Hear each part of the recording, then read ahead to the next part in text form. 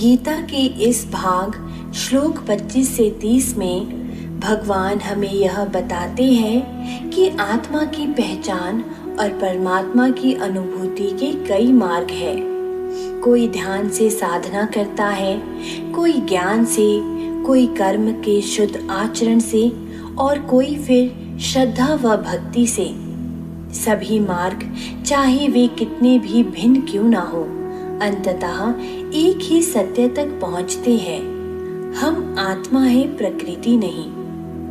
तो जब यह दृष्टि प्रकट होती है तो साधक देखता है कि सभी क्रियाएं प्रकृति करती है, आत्मा तो केवल साक्षी है।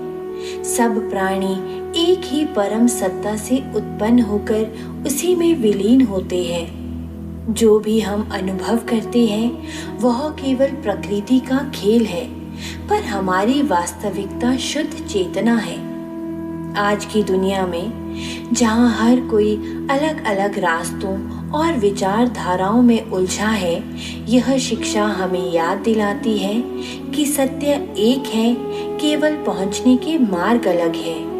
यही दृष्टि हमें करुणा, सहनशीलता और आपसी एकता का भाव देती है।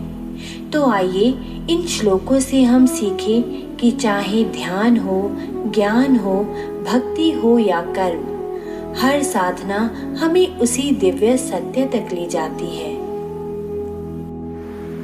अन्ये त्वेवमजानन्तः श्रुत्वान्येभ्य उपासते तेऽपि चातितरन्त्यैव मृत्युं श्रुतिपरायणः। जो लोग इस ज्ञान को गहराई से नहीं जानते, वे भी श्रद्धा से दूसरों से सुनकर उपासना करते हैं। ऐसे श्रद्धालु भी मृत्यु सागर को पार कर जाते हैं। हर कोई दार्शनिक विवेचन या ध्यान का अभ्यास नहीं कर सकता।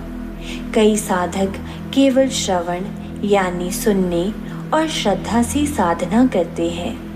भगवान कहते हैं, सच्चे भाव और भक्ति से शास्त्र श्रवण करने वाले भी मुक्ति पाते हैं। उपनिषदों में भी कहा गया है, श्रवणम मननम निधिध्यासनम, अर्थात श्रवण ही साधना का प्रारंभ है।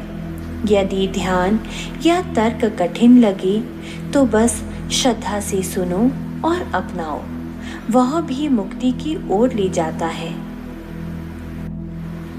यावत् संजायते किंचित सत्वं स्थावरजंगमम क्षेत्र क्षेत्रज्ञ संयोगात् तत्विधि भरतर्षभ। हे अर्जुन, जो भी स्थावर यानी अचल या जगम चलने वाला जीव उत्पन्न होता है, जान लो कि वह क्षेत्र यानी शरीर और क्षेत्रज्ञ आत्मा के संयोग से ही उत्पन्न होता है। संसार में कोई भी जीव तभी प्रकट होता है जब आत्मा और प्रकृति का मेल होता है। आत्मा अकेली कभी बदलती नहीं, पर प्रकृति से जुड़कर जन्म का अनुभव देती है। वेदांत में भी कहा गया है, आत्मा के बिना शरीर मृत है और शरीर के बिना आत्मा प्रकट नहीं होती। दोनों के संयोग से ही जगत चलता है। जीवन के पीछे आत्मा और शरीर का अद्भुत संगम है। इसे समझकर अहंकार मिटता है और करुणा बढ़ती है।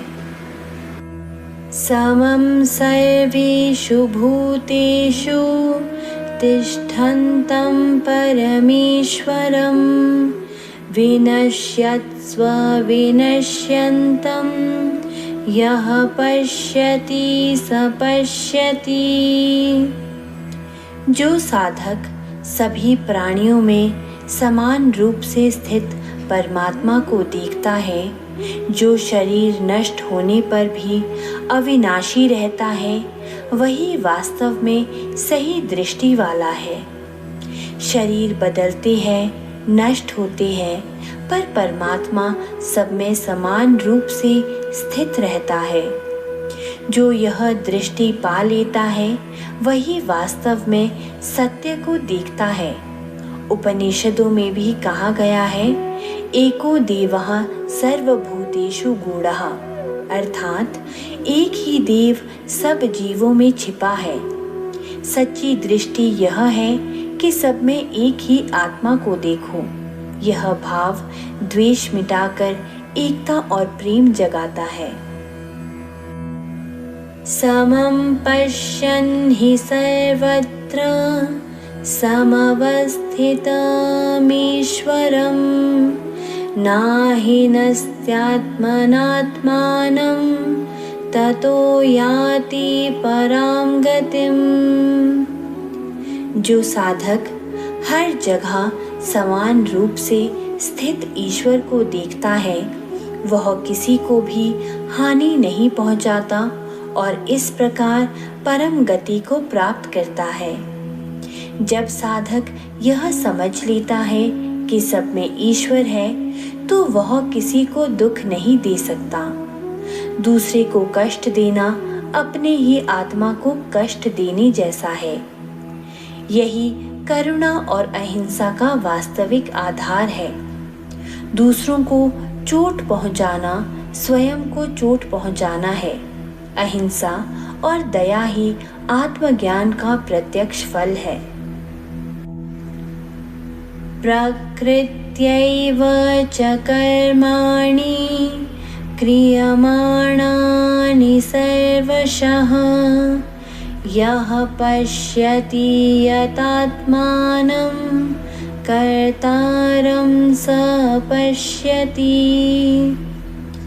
जो साधक यह देखता है कि सभी कर्म प्रकृति ही कर रही है और आत्मा वास्तव में करता नहीं है, वही सही दृष्टि रखता है।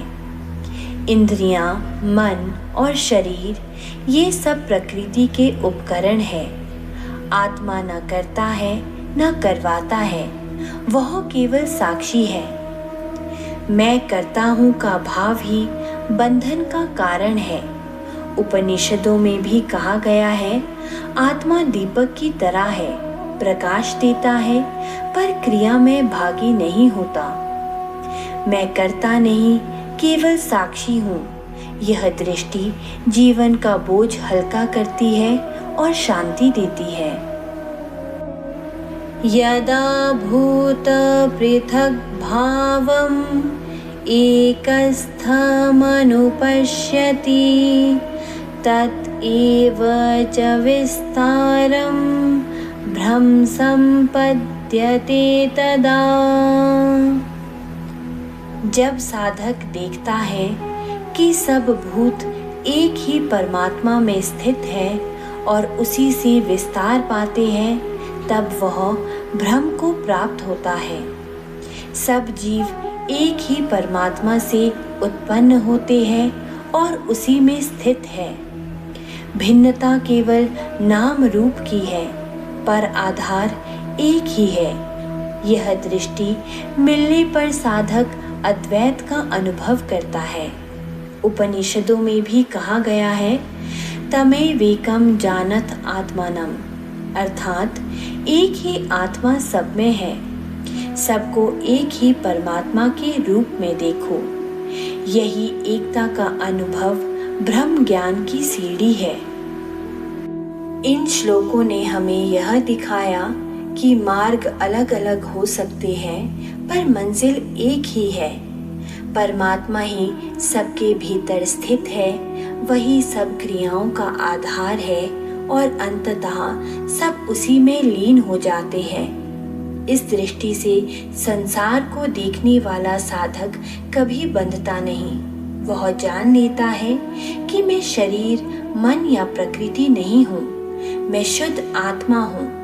कर्म होते हैं पर मैं करता नहीं, केवल साक्षी हूँ। सब जीव उसी एक चेतना से जुड़े हुए हैं, इसलिए कोई पराया नहीं है। यदि हम इस शिक्षा को अपने जीवन में उतार लें तो द्वेष मिट जाएगा, अहंकार ढह जाएगा और हमारे भीतर एक गहरी शांति, प्रेम और एकता का प्रकाश जग जाएगा। यही गीता का संदेश है। मार्ग अनेक है पर सत्य एक ही है, और उस सत्य को जानकर मनुष्य वास्तविक स्वतंत्रता, अमरत्व और आनंद को प्राप्त करता है।